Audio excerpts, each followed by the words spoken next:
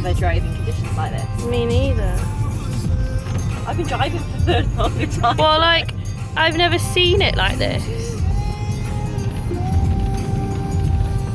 This happened in like seconds. See, I couldn't get over it on the news when it was like cars completely flooded, like up to window level. Yeah. And there was and people were in the cars. I was thinking, how did water come around you that fast? Oh my gosh. This is how. Oh, we